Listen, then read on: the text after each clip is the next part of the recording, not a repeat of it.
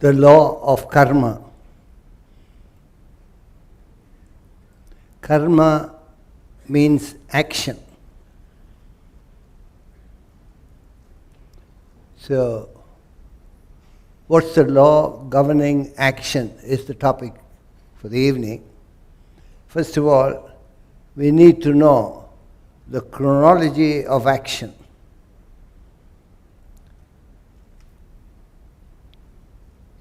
It starts from vasana. I'll explain later what a vasana is. Vasana produces a thought. Thought produces desire, and desire produces action. Any action, for that matter, starts with a vasana.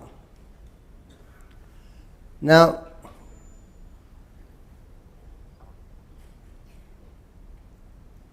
what is this vasanas?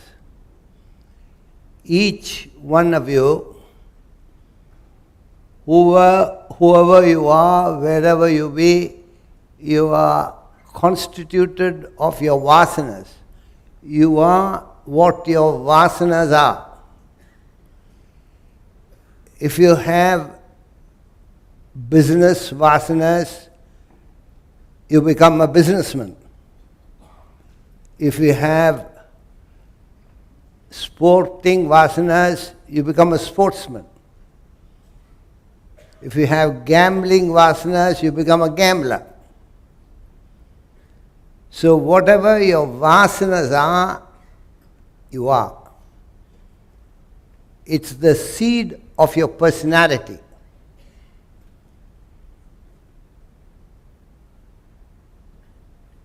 So, you are whatever your vasanas are, and these vasanas produce thoughts, thoughts produce desires, and desires produce actions. This is the chronology of action. Just as a seed produces a plant, actually a first seedling, plant and a tree. Seed, seedling, plant, tree.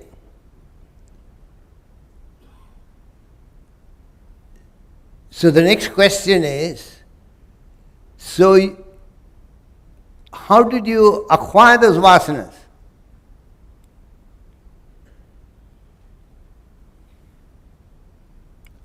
From the seed comes the seedling, plant, tree. Where did the seed come from? From another tree. Similarly, your vasanas are produced by your past actions. Most people are blissfully unaware, and therefore they get into all types of actions, not realizing what vasanas it produces, and you become a victim of your vasanas. Vasanas produces action, action produces vasanas. Just as seed produces a tree, tree produces a seed. It goes on.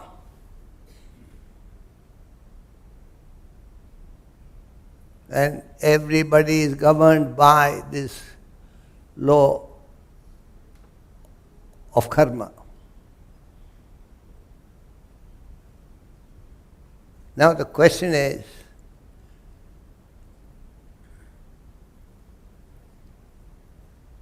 what happens when we act? First of all, you create your own destiny. So what precedes the law of karma is the law of destiny. The law of destiny further graduates into the law of karma. I'll explain to you. We've got time if you carefully follow what I'm saying. You should be aware of this, otherwise you suddenly realize what you are and you can't explain it, not realizing you created it.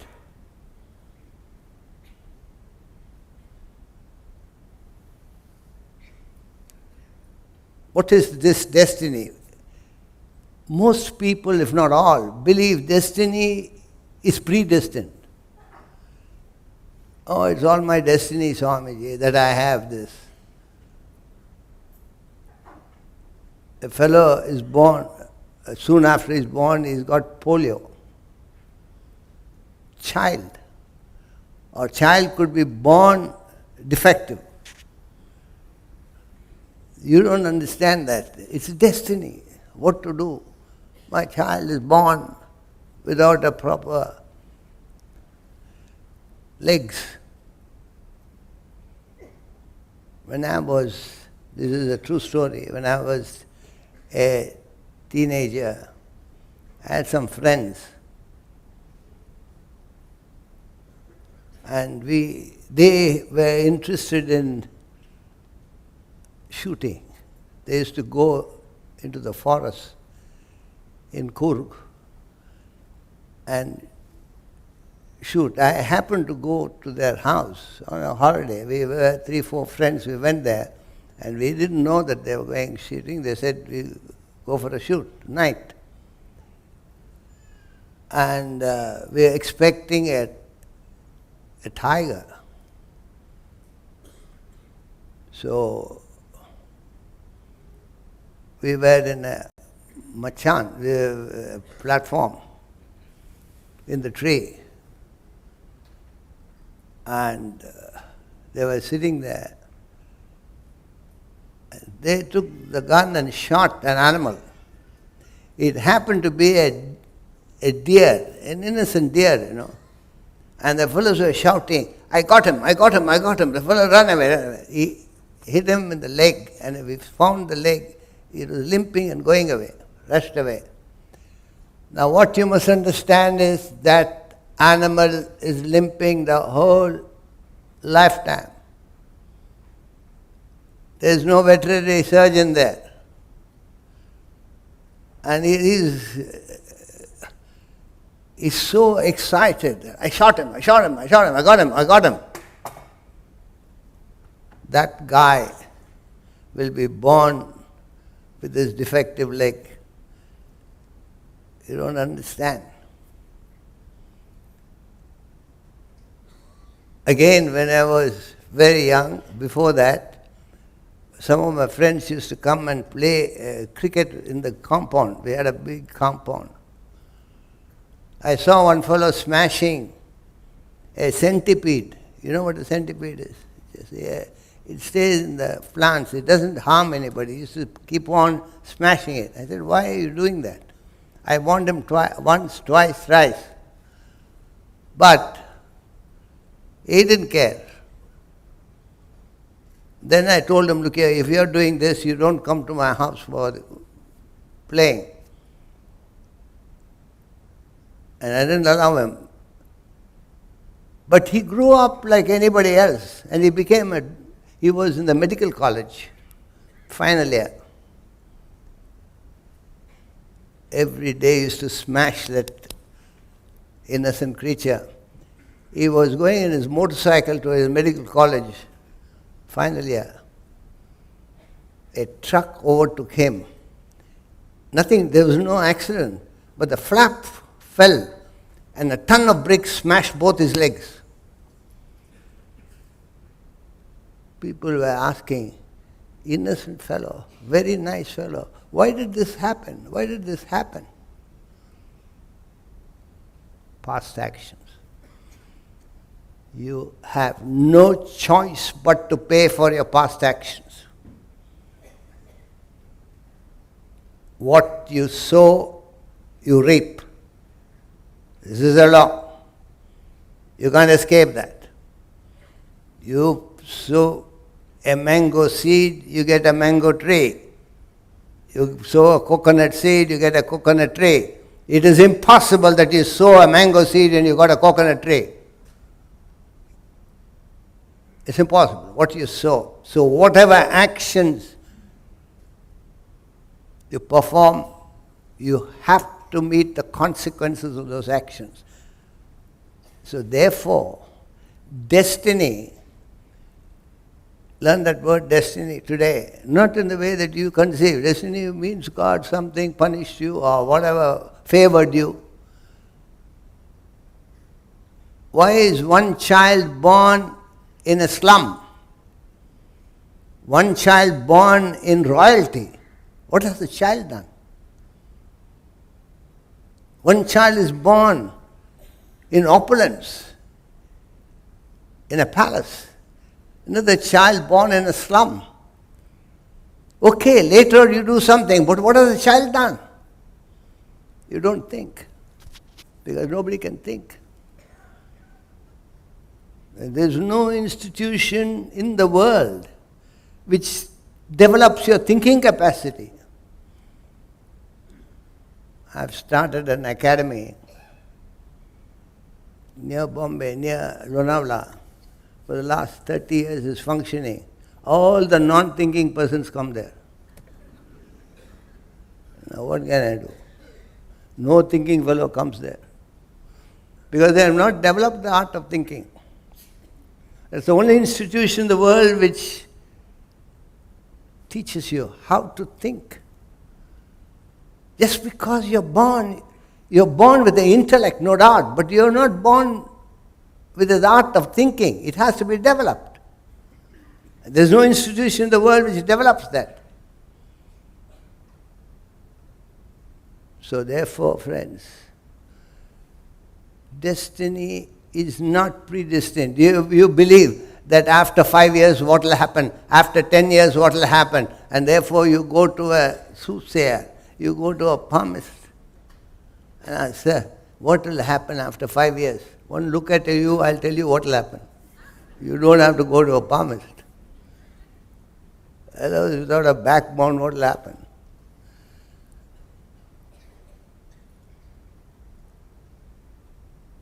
There's no such thing. You are the architect of your fortune, you are the architect of your misfortune. You make yourself, you mar yourself. There's nobody else determining your life. So at this moment, you are a victim of what you have done in the past. Past means this moment backwards. If you can accommodate, you can take the past lives. But you should be content from this life, what you have done, from this moment backwards. If you have gone through an engineering college, you become an engineer. You've gone through a medical school, you become a doctor. It's impossible that you went to a medical school and become an engineer.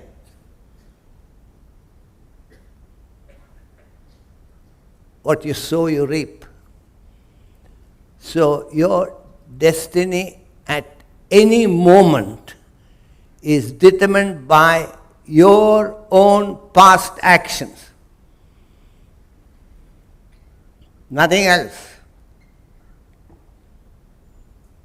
You don't have to blame anybody.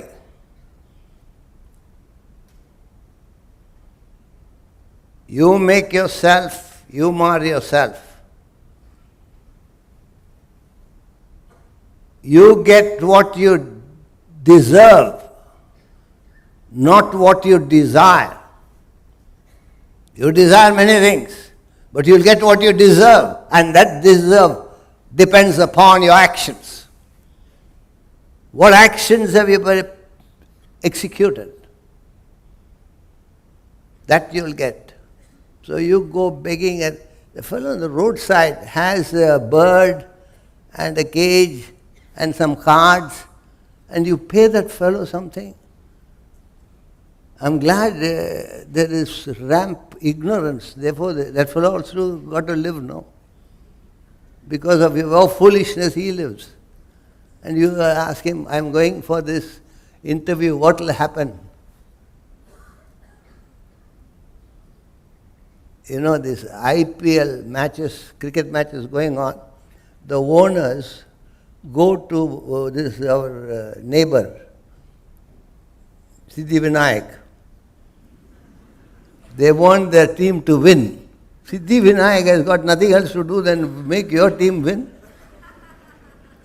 Gosh, it has gone. So-called educated people, totally uneducated. They believe that. The team owners believe that, the players believe that.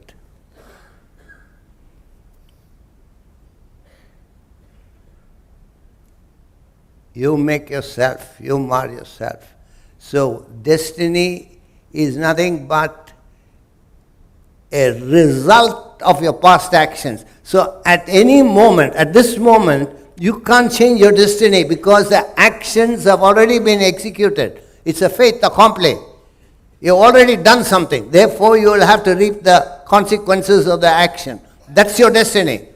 But your future will depend upon what you do from now. But what you have done already, you have no control. You already executed the action. So, the result of it is called destiny. So, therefore, friends, you must be careful what you do in life.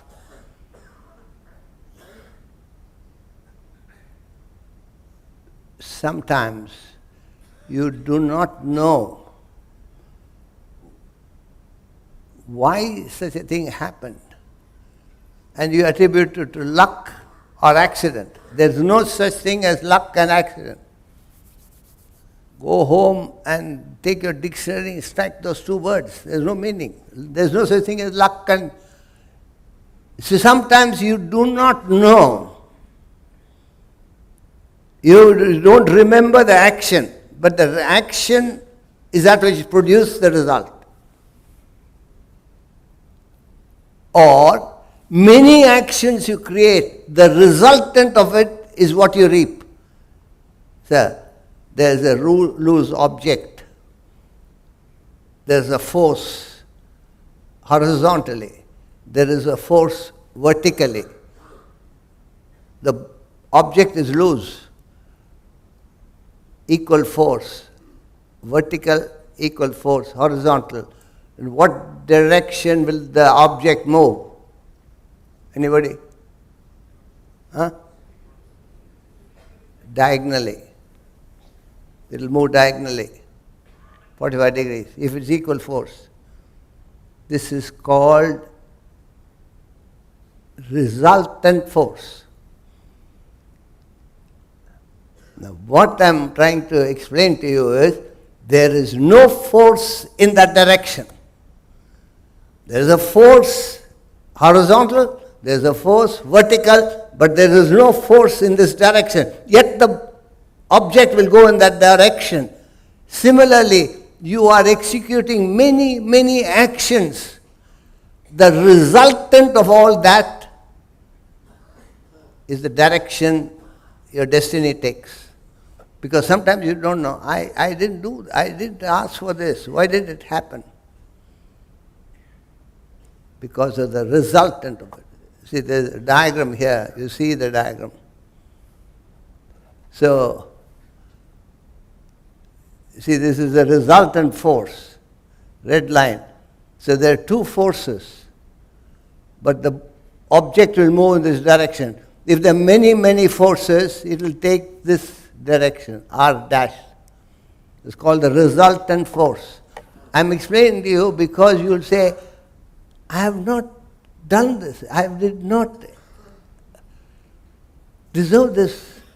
But all the actions put together creates the resultant. This is called law of destiny. Destiny is nothing but example of destiny is your bank balance. What is your bank balance?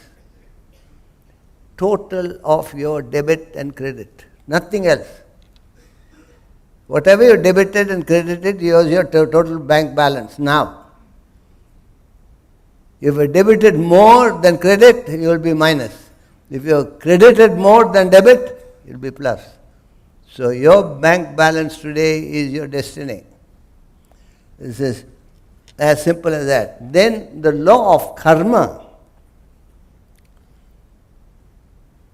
is nothing but a continuity of this law of destiny.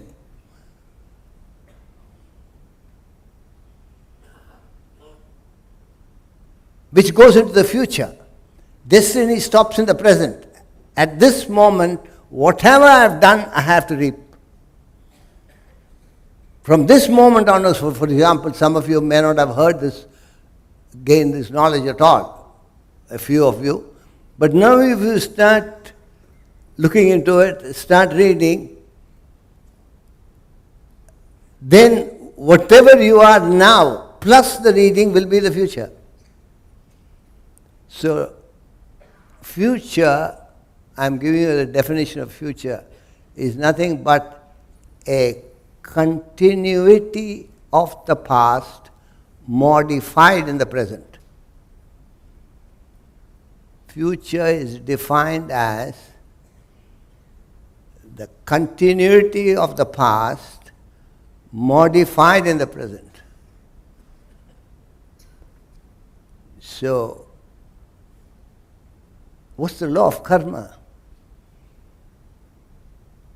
What have you done till now, plus or minus what you do now, will be your future. That's the law of karma. So the law of karma extends beyond destiny to the future. There is no such thing as soothsayers. Or do you believe in astrologers? There's no such thing. You create your own future. You are the architect of your future. So it depends on what you do. If you don't do, see, some people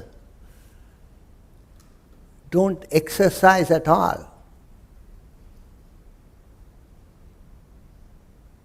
And they eat whatever they like.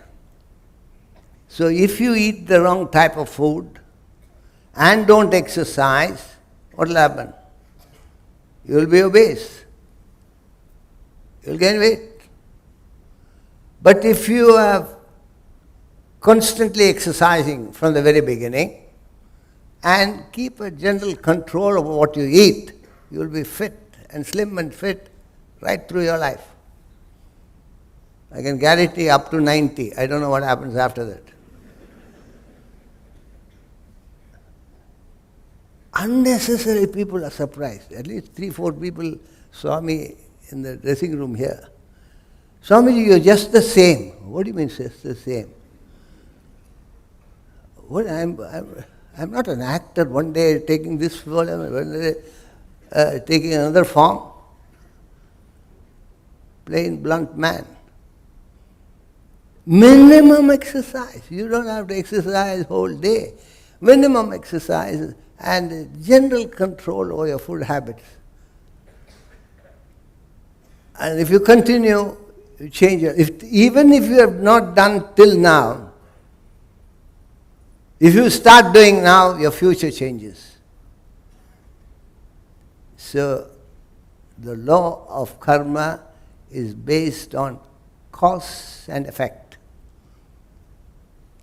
Cause and effect. Every effect has a cause. Every cause has an effect. It's a law. That's the law.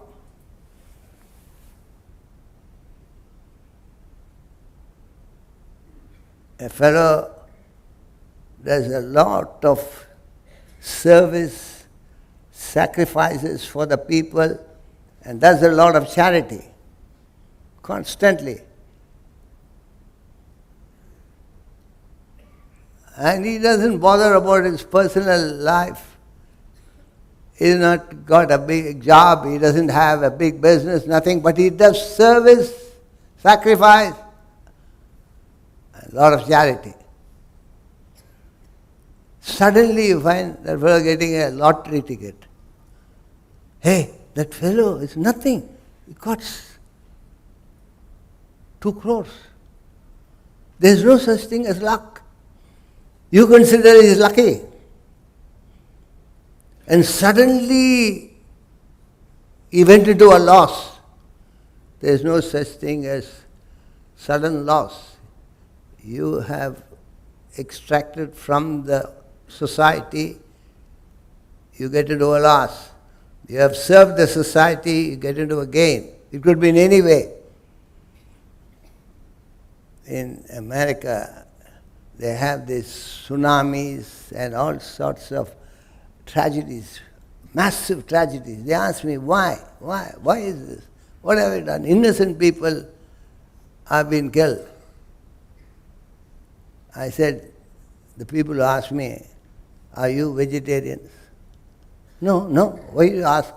I'm just asking. You asked a question, I'm asking you a question. Are you vegetarians? No. 1.2 billion creatures are slaughtered every day in the world. You don't care, nobody cares. Innocent creatures are slaughtered in the slaughterhouse, 1.2 billion creatures throughout the world. And suddenly there is a tsunami, suddenly there is an earthquake. Big deal. You're killing and you will be killed. They can't take that answer. They go to some other Swami. So because they say back to bad time and good time, timing they change, everything they change. Nothing will happen. You destroy, you will be destroyed. It's a law. It's a law of cause and effect. So therefore, what you sow, you reap. As I said, what you have done so far is your destiny. But what you will do now will alter the destiny into your future, whatever it be, good, bad or indifferent. That depends upon your present action. It's the law of karma, which takes you to the future. So therefore, friends, it's your interest to perform the right type of actions. Now the question is, what is the right type of action?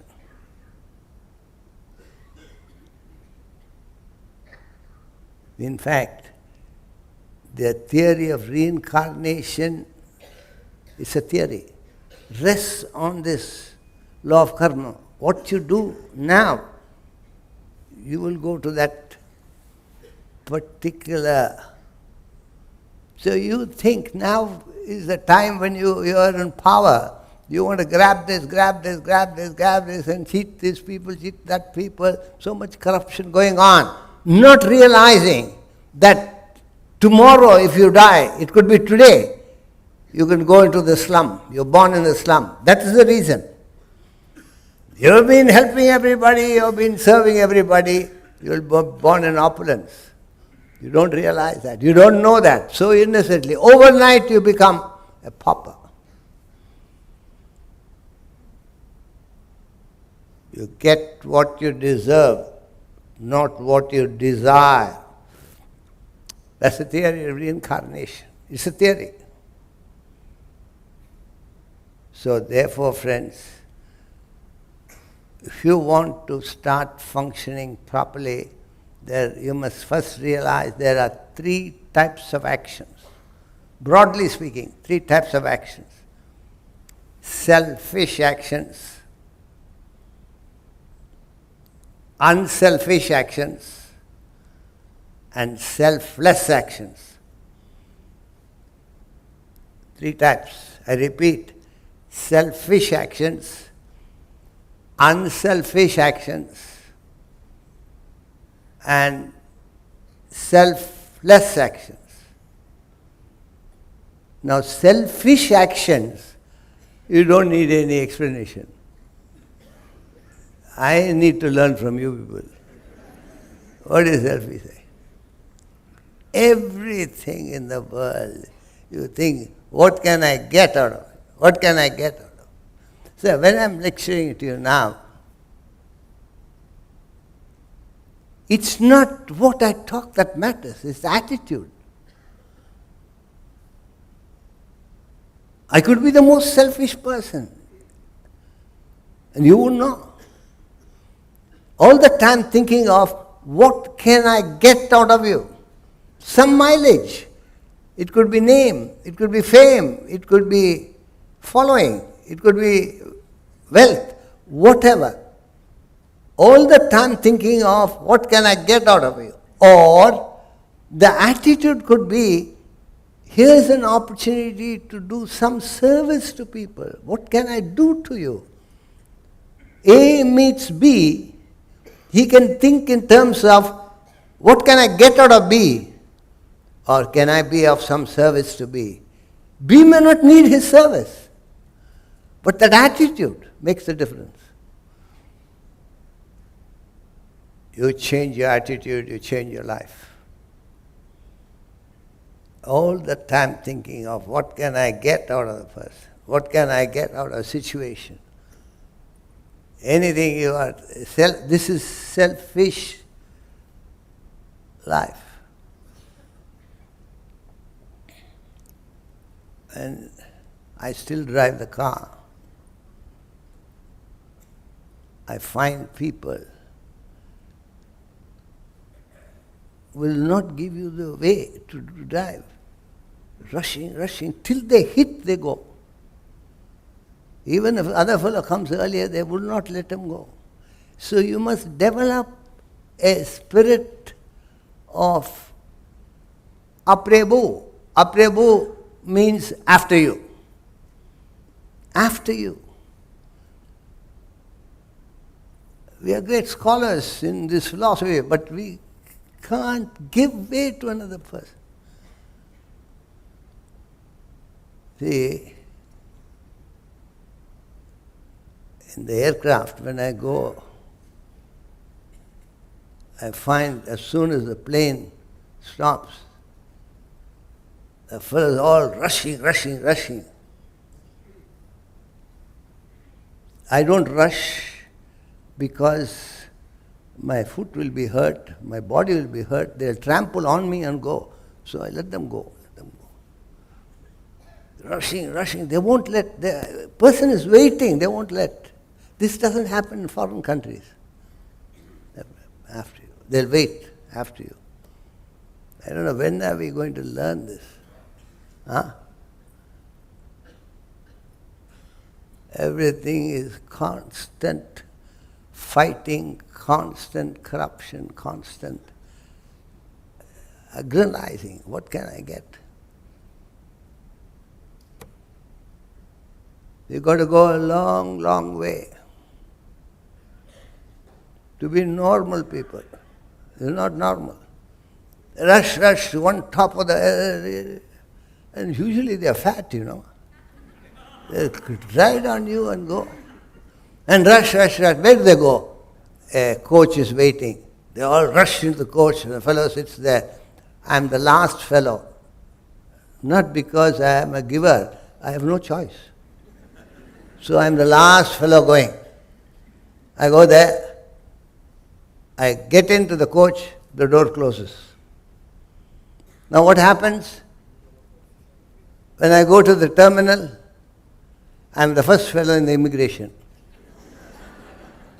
The fellows rush, they're all at the back. Intellect is not that.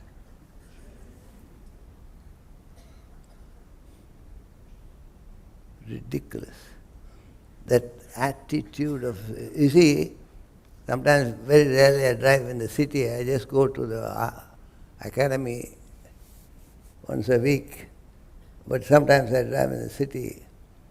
When you come down from Tinbati in this Malabar hill, that hill, office time, bumper to bumper traffic.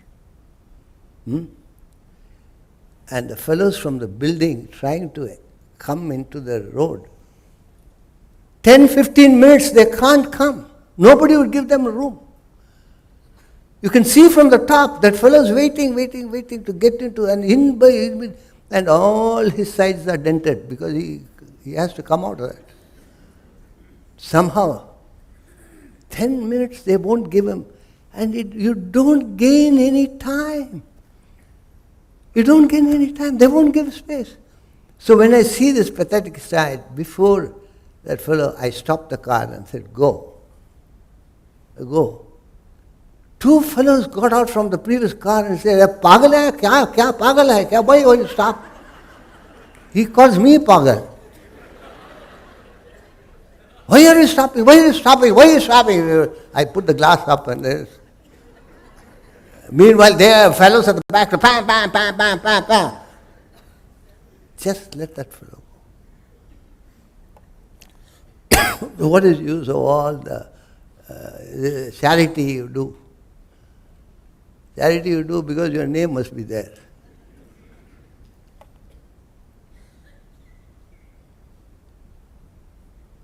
You let that fellow go here. Never happens outside India. Never, never. First thing we have to learn. So, selfish actions. You may say, so what? Anybody who lives a selfish life will be stressed out. He can't sleep. He has problems. He doesn't relate to that. The fellow is stressed out because they're selfish. See, that way in the Western world there are selfish, otherwise selfish. They constantly keep on popping pills, stress pills.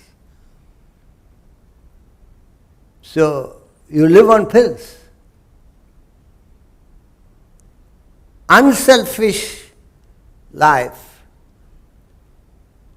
is when you think in terms of others. It's not that you don't care for yourself, but can I be of some service and do some service?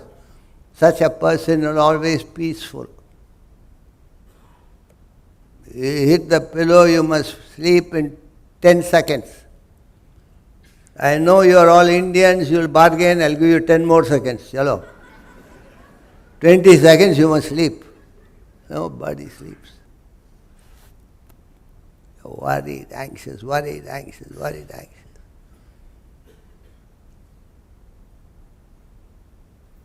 So, selfish.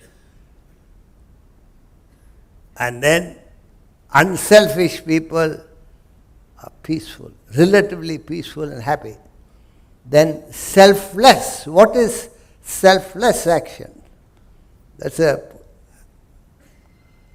a concept which needs a lot of time for me to explain, but I'm telling you for what it's worth, just a definition. Selfless actions are those that lead to your enlightenment, spiritual enlightenment. And they are just actions which you have to do. Just do what you ought to do. No prefixes, no suffixes to action. Just do what you... If you are a carpenter, do carpentry. If you are a plumber, do plumbing. If you are a teacher, teach. If you are a preacher, preach. That's not what you do. You add on a prefix or suffix to action. Just do what you ought to do in life. It's a perfect action, selfless action. You don't bring in your selfish interest or disinterest. Just perform. I'm supposed to talk to you today. To the best of my knowledge, I've been given a subject, I talk and get out. No interest in benefiting myself. I'm just giving an example. Even here I could be the most selfish fellow thinking, what can I get out of you people? Or even serve you. Then I put myself in a higher pedestal that you are low and I am high and I am giving you something for your benefit. Why that? Just do your job and get out. You come here to talk, you talk and get out. selfless activity. Such persons do not worry about astrologers, palmists, feng shui, Vastu Shastra. What is this Vastu Shastra? In Dubai, one lady runs a baby care, Baby care means the children, they put a nursery very flourishing business for her. She took me around and said that. Then she told me the neighboring building she's buying and extending it because she had so much demand. I congratulated her. I'm glad you're doing so well. And then suddenly some fellow came and said, Vastu Shastra, this is not the way. You have to break this and take this and do that and that. And she broke a beautiful building and made it into some other passage, and actually entrance is through the bathroom. This is the best. Now believe me, in 1 year she lost all her business. The direction will make a difference. This is the state of your mind. You don't worry whether you're doing selfish activity or unselfish or selfless. You're not interested in all that. You're only interested in making the entrance. Which entrance? For my benefit. You get what you deserve, not what you desire. Remember that. So, no astrologers will help you. I remember about 30 years back, one fellow came. He's supposed to be a very, very famous palmist. You can read the palm. Very famous in India. He's known, and you ask for an appointment, 3 weeks later he gives. He's so packed. The fellow came, the ashram where I was not in the present one, and he said, I want to read your palm. My palm is all right, I said. I don't need any. No. From a distance I can see that you don't know what your palm is. I said, I think I know. I don't want to know anything more. Sir, you just give me a chance. He was pleading and pleading. Then I told him, I thank you very much. I'm really honored. You're so famous. Everybody wants you. But I don't want to know what my future is. I can tell you exactly what will happen next month, next year. Sir, he was insisting. Then I told him, look here, if you tell me that I'll become the Prime Minister of this country, I am not interested. Tomorrow I'll become the Prime Minister, I am not interested. If you tell me I'll die tonight, I am not interested. So what can you tell me? It doesn't matter. So two extremes I am not interested. So what will you tell me? So I just let me live my life and go. Quietly went away. So these are people catering to people who can't think at all. Sad. Can't think. So your business is in life to move from selfish. I can't believe anybody is completely free from selfish life. I salute him or her. If there is anybody here who's free from any selfish interest, I salute you. So therefore, your interest should be to move from selfish, as much as possible, selfish to unselfish, ultimately selfless. How do you do that? You must start moving from selfish to unselfish to selfless. Now the way for that doing is, first of all, find out What are you working for? You're all rushing, hurrying, worrying all the time. You're worrying, you're working. What are you working for? Ask yourself. Stand before a mirror, what am I working for? I'm also working. I should ask myself, what am I working for?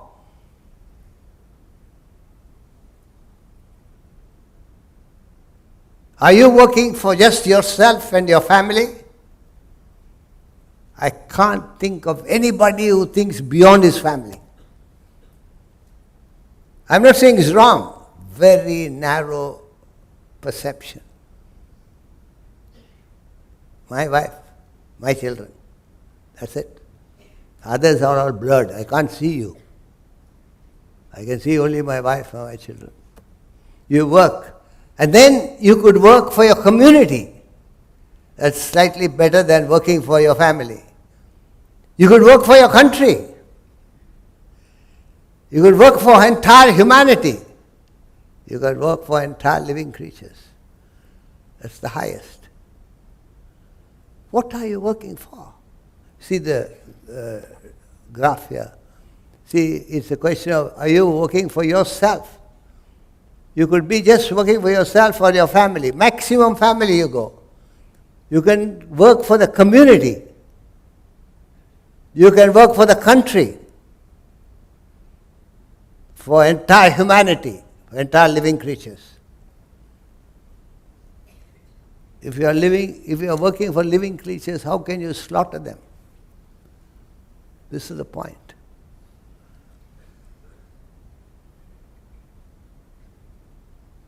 If you're working for a country, it's better than a selfish interest for your family. But then you fight with other communities. My community was your community, fight. Always at loggerheads. So it's called ideal.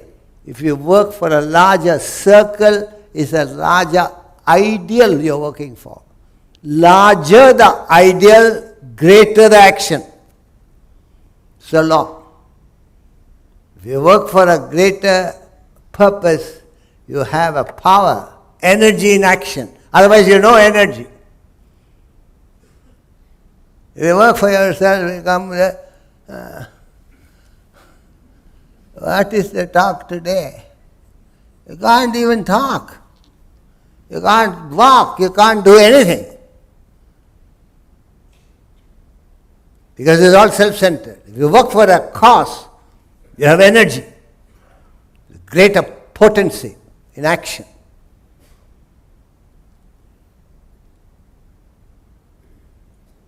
So, higher the ideal, the greater the initiative to work. You must today understand the difference between initiative and an incentive. You run an office. You run it through incentives. You give them better salaries, better perks.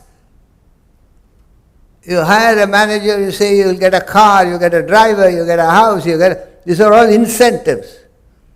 So you drive the persons through incentives because you yourself look for incentives.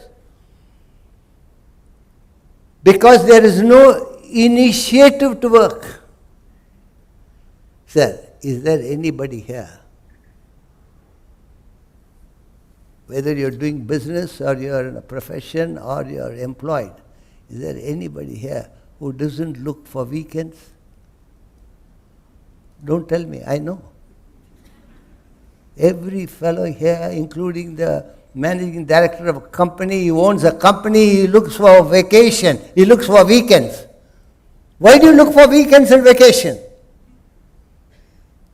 No energy to work. Why don't you have energy to work? There's no initiative. Why is there no initiative? No higher ideal. It's a law. If you have a higher ideal, you work for a bigger cause. What cause are you working for? When I'm talking to you, I'm working. What cause? If the cause is for promotion of this knowledge itself, not promoting me, not promoting the family, not promoting a community, not promoting a religion, but for the benefit of the entire world. If this is the cause, there's a tremendous amount of initiative to work. You don't need a weekend or a vacation. I'm not saying you should not take a weekend, but you don't need. Otherwise, you go to office, they give you free coffee to buck you up. At the end of the day, you need a glass of scotch. Something to buck you up. At the end of the week, you need a vacation, a weekend break. Otherwise, you break. At the end of the year, you need a vacation. You can't do without it. So, there is a very powerful body in Switzerland. They have what is known as World Economic Forum. I'm not against it, but the chief of that fellow, he's the chairman, he came to me with his wife. If you want to go there, you have to sell everything that you have. That is the price tag for it. Very, very prestigious thing. Prime ministers of country, chairman of big multinationals, all of them go there. A fellow came to me and to invite me to that place. And then he asked, I've been referred to you. I'm curious. What do you do? What is, are you in business? Are you a profession? One look at me, he got disgusted. Why did this fellow introduce?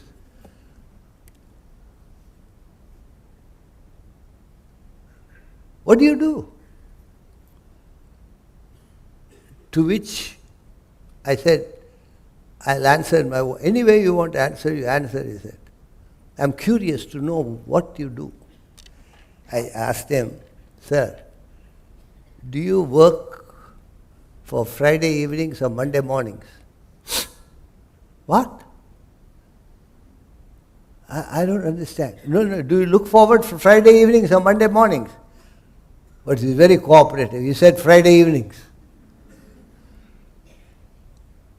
Do you look forward for your vacation or the day after your vacation? He looked at his wife and said, next month we are going on vacation, I can't wait. Oh, then very simple. I train people to look forward for Monday mornings. I train people to look forward for the day after the vacation. He signed me up. He said, please come there. You must know how to talk. In business or profession, you must know how to talk. I remember my father telling me, we had shipping business. Our family was in shipping business. A Japanese fellow came to set up a new line. They had a new line, shipping line, looking for agents. And we were number one in South India. But my father had gone out on a tour. So he came for 3 days. He got for the next fellow and signed up with him. Not signed up, he promised him, okay, because we were not there. The second fellow is second grade. So we came, father came and my uncle and father talked to each other, what happened? He said, we missed a big chunk, a good business. So my father said, let us see him, he's in the club. He's got a room in the club, he's going. It was a Sunday. He says, he's given it. How can you go on a Sunday? I asked him, let us go. Anyway, we lost it now. We went there. And then he said, Sir, we are the pioneers in this shipping line and you've given it to somebody else. We are happy that you've given, but we are the people. I know, I asked for you. I've got all the details. You were not there. You were not there. They were saying, we are not there, we are here now. But my dear sir, you must remember that the train has left the platform. This is what he said. Train has left the platform. You're too late. To which I remember my father telling me, that's why we come to here. You are the guard. Blow the whistle. Train will stop. Blow the whistle. Train will stop. He blew the whistle. Train stopped. He got in. We got half the business. Depends on how you talk. Everything in life. And unless you have the initiative, if you're selfish, you can't talk.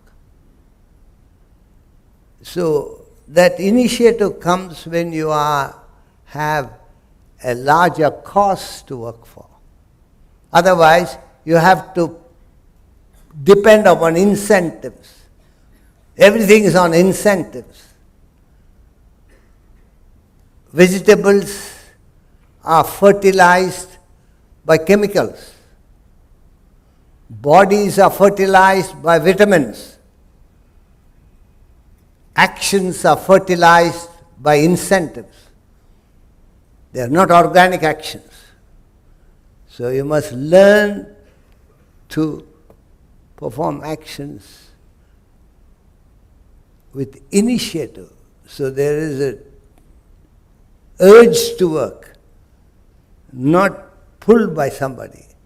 And one last thing is, what is a perfect action? A perfect action is built on 3 disciplines: concentration, consistency, and cooperation. You must introduce this concept in your offices, among your colleagues. Concentration, 3 C's to success. You want to succeed in any field, there must be concentration, consistency, and cooperation. Concentration, whatever you do, if you don't concentrate, you can't achieve that. Whether you're cooking a meal, whether you're playing a game, whether you're doing business, whether I'm talking or you're listening, you must concentrate.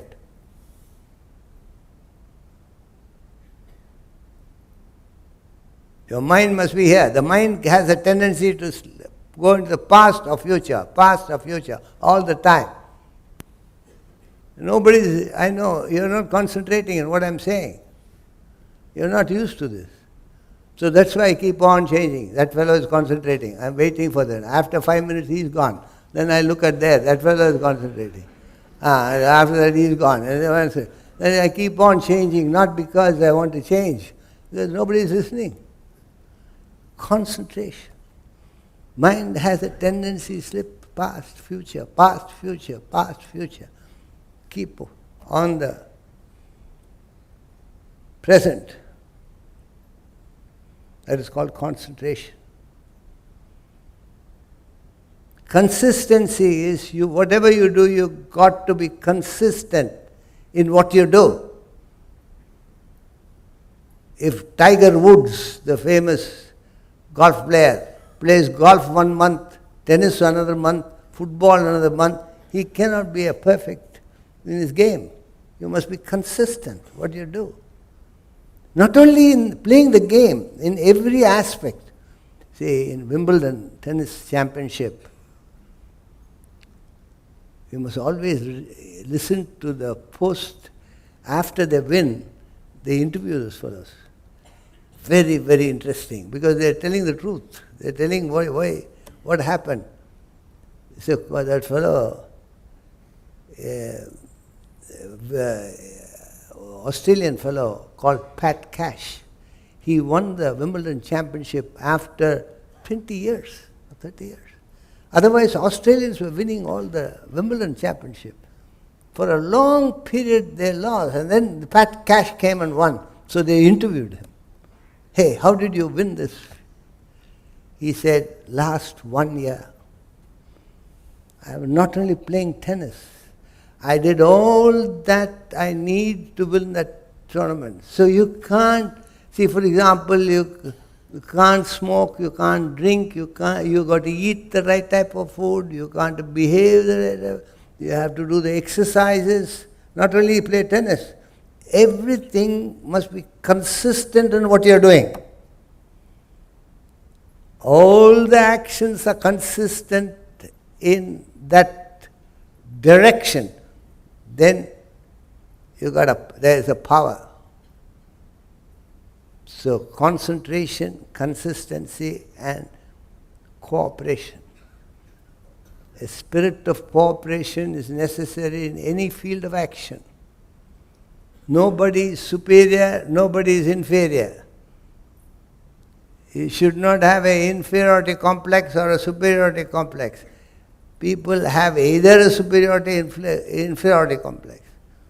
So you must feel, the management must feel that they need the labor, and the labor must feel that they need the management. That's not how it goes. The management thinks they are superior to the labor. Labor feels they are superior to the management. Everybody collapses. So, if you work in a spirit of a cooperative endeavor, that each one must think he is a spoke in the wheel of life, it moves. So if you practice concentration, consistency and cooperation, you got a perfect action. And try to move from selfish to unselfish to selfless. And if you perform these actions, you're assured of the future. So the law of karma will depend upon how you function now. It's not dependent on the stars. It's not dependent upon what is your birthday and birthday. All these superstitions you must drop and get on to right type of activity. You are assured of success. Thank you very much.